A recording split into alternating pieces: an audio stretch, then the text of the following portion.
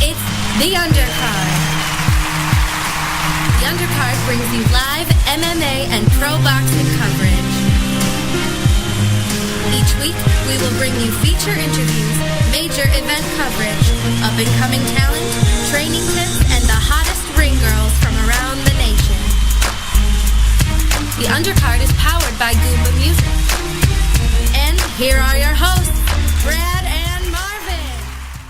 Hey folks, Jimmy from The Undercard here again. Once again, we are bringing you our clips from our previous show. In this show, episode 94, we talk about the fights we watched last night. We talk about the upcoming Mayweather-Maidana fight and where you might be able to see it.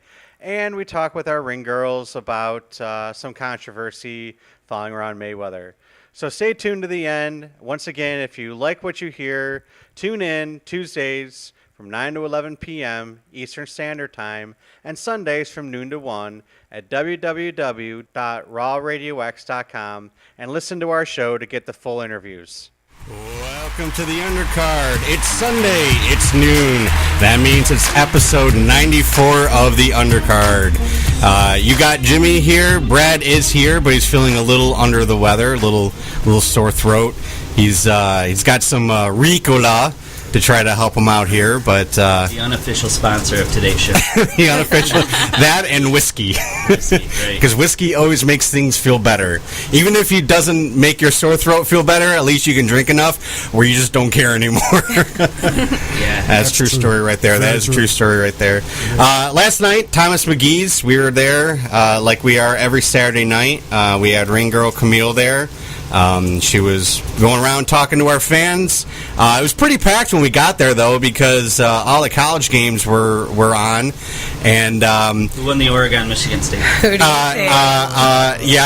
Oregon won, which means that Oregon is now one of my favorite sports teams. And then, but Notre Dame did spank Michigan. Yeah. And I gotta say, though, I mean, in the past, I like to, blame the other team. Oh, they were cheating. There was bad calls. There was this. There was that. Nope. Notre Dame completely outplayed Michigan. And I think everybody who's a Michigan fan pretty much agrees that it's time to fire the joke, Hoke. Yeah. Well, what's that old adage, though? Notre Dame wouldn't cheat. It's God is for us, who's against us. So. Oh, God is for us, who's... Yeah, well, I mean, they are a Catholic. Yeah. They are a Catholic school, so I mean...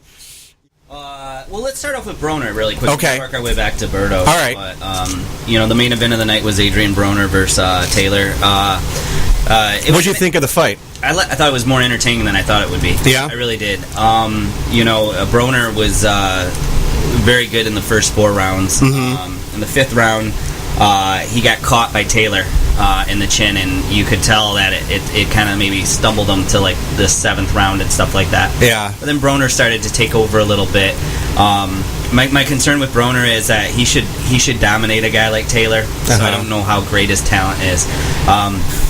My favorite thing about Broner, and I don't like many things about him, is the way he throws that uppercut is like something out of Nintendo. Like, I mean, it reminds me of very over exaggerated, and it's through. Yeah. And he didn't catch him until the 12th round. Yeah, he caught him, and down goes Taylor. Yep, and he caught him good. Yeah, that was. I think that caught everybody, including Broner and Taylor, a little bit by surprise. He got in a good combination, and then right at the end, just caught him right on the chin and put Taylor right down. I know, and it was one of those knockouts.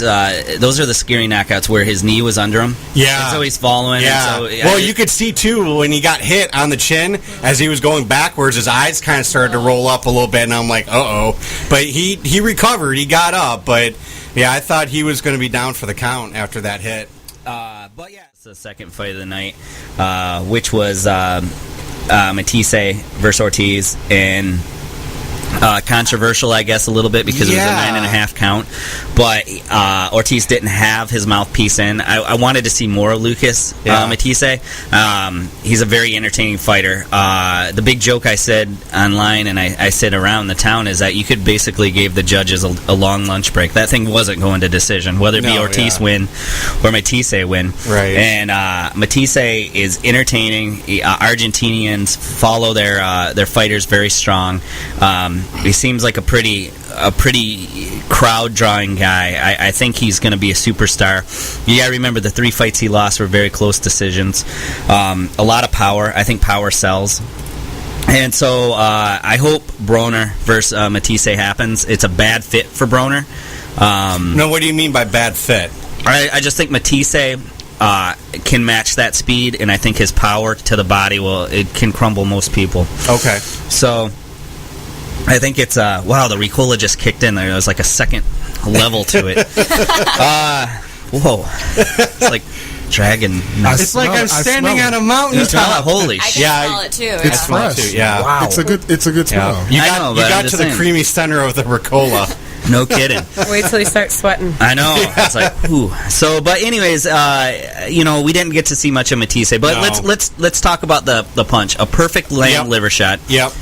Where the liver drops a little bit below the rib cage, Yep. and he was able to connect. And for anybody that's gotten, I know that's gross. I just spit out the cough drop, but for anybody that has seen or has felt a liver shot like that, I mean, there's not much you can do. No. You're down. You're going to be peeing blood for a while. Right. I saw the ref get up to, I believe, 8. He stood up. The mouthpiece still wasn't in, so he wasn't ready to fight. And to tell you the truth, he's letting Ortiz fight for another day because he wouldn't have been fully recovered, and Matisse would have came in and probably put him down permanently and a little bit more damage. Yeah. So it isn't on his level, and we move on. But Berto also made his comeback. He was the third fight on the Showtime card, and not to get into his opponent who fought as hard as he could or something like that. But Berto was off for a year and a month, I think it was, with shoulder surgery.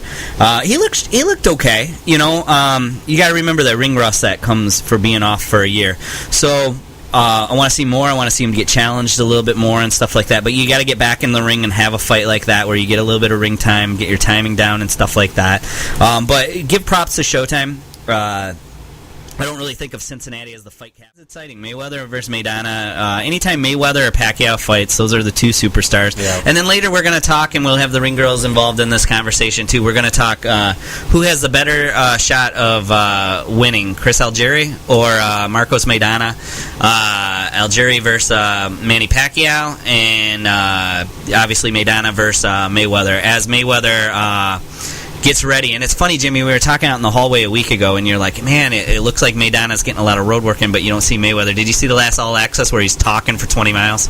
Just yelling and stuff like that. He actually had a guy running that looked in shape behind him that actually quit on the All Access when he was running 20 miles. Are you talking about Mayweather? Yeah, Mayweather. Yeah. He will get his miles in, and the whole time he's chirping. Yeah. Just talking, hitting on girls and stuff like that. It's like, man, guy's in incredible shape. Yeah. So that happens this week, but we're just going to go to a quick song break here. We'll have Sebastian pull something up out of our folder here, and then Jimmy will carry on the show. But yeah, I do want to talk about the Miss Jackson thing, and I mean, this is her play in life. Let's be honest. She wanted to be a recording artist, and now she's with who's she with now? Damn. So I'm trying to find Some out. rapper But, yeah, I'm trying to that find has out. a beef with Mayweather too. I can't keep up Is with it 50? No, it's not 50. It's another one. Yeah, It's it's not T.I., is it? Is it Drake? No, or somebody? T.I. is How many faithful to people his have beef girl. on him? Nelly, I think. I think Nelly. No. It might be Nelly. We're gonna look it up and get it accurate. It Yeah, might we're be, gonna because try. I remember he was beefing with Nelly for a minute. Yeah, it's somebody, but she's trying. So I mean, this is her play in life. This is her winning lotto ticket and stuff Yeah. like that. But yeah, so let's go to a quick song here really quick. We'll be back in 3 minutes and talk more about boxing. Plus, we got to mention really quick, Thomas McGee's 1408 East Fisher Freeway. The Ring Girls will be there 4:30 on Monday for the Lions pregame at Eastern Market. You can also come and watch the Lions game at Thomas McGee's with the Ring Girls. And then a week from yesterday, the Ring Girls will actually be at Thomas McGee's for Mayweather versus Maidana. It's $25 to get in.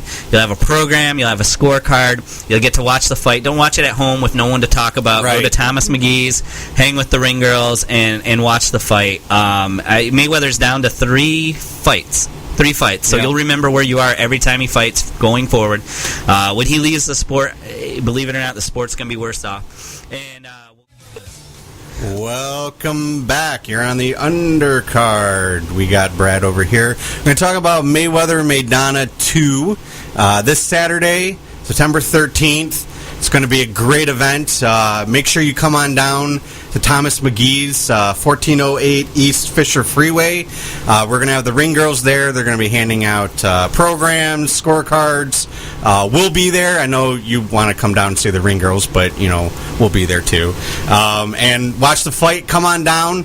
$25 gets you in. It's going to be a great time. It's going to be a great party. You get to watch it with other boxing fans.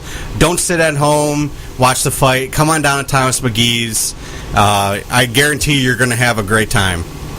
Yeah, exactly. Especially because there's no complication. I mean, obviously because of what I do here, I've ordered a lot of pay-per-views in the past. There's always problems ordering pay-per-view. Yeah. Every effing time. Well, and not only that, but you order, a pay-per-view, like let's say, Mayweather versus Maidana. You're sitting there and you're watching it, and, Mayweather gets a good shot or Maidana gets a good shot, and you jump up and you're like, yeah, did you see that? Oh, yeah, there's nobody else here with me.